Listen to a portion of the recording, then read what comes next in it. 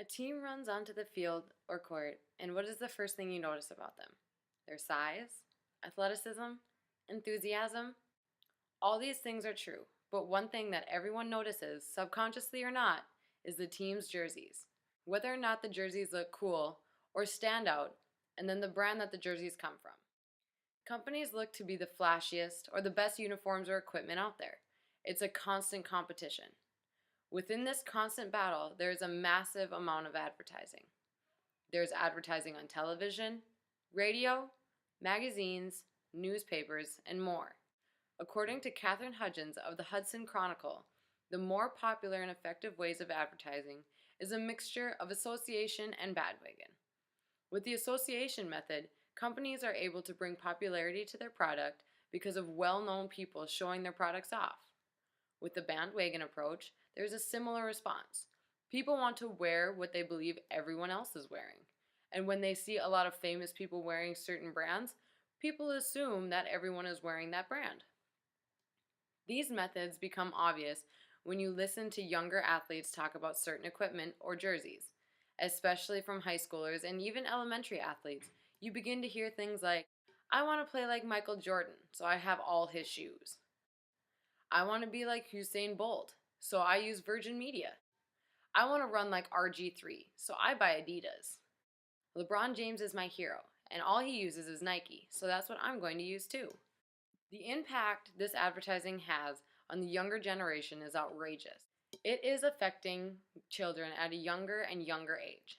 Commercialization in sports affects athletes on such a personal level that some will live and die by a certain brand and simply will not play in anything else. Commercialization also affects teams as a whole. The Oregon Ducks are a prime example of the team commercialization. It would seem that the whole country knows about the Ducks. If not for their athletic talent, then their apparel. Sponsored by Nike, the Ducks have been known to be wearing some of the best apparel Nike has to offer. And with the popularity of Nike, who wouldn't want to? But with all the glitz and the glamour of the uniforms and equipment, there's a large price to pay. This heavy burden is pressure to win. No sponsor wants to be known because the worst team in the country is wearing them. Sponsors look for recognition through winning records and talented players. When a sponsor gets a hold of a winning team or a player, they get the opportunity of a lifetime, sponsorship, and with that comes free things.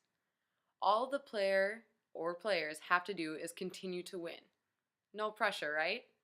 Now, if we are talking about a college athlete, their stress load is already large because of the combination of athletics and academics. So adding the need to win on top of these two already large loads, the pressure can be unheard of. Sooner or later, something will begin to fail. And with most athletes, it will probably be their grades because of a large focus on their athletics. By adding a simple sponsor to the mix, athletes will believe that they have a big future in the sport and they will no longer need to further their education because they will be a professional athlete for life. This may prove to be true for a number of athletes, but the reality is that this is not true for everyone. Athletes can peak and no longer be worth anything to a sponsor, or they could receive a career-ending injury. All of this happening after they have already dropped out of school and went to the pros. Then what do the athletes turn to? Nothing. Now, take a step back.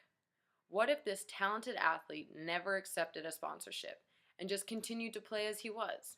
Of course, stress would have continued to accumulate, but the pressure of having to win just to keep his sponsorship would have never been an issue.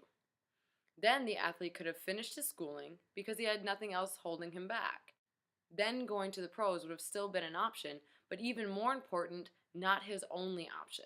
By finishing school, he would have had a crutch to fall back onto if something were to happen to him.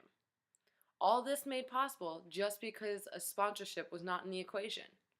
Now, this is only one scenario, and definitely not the case for every athlete.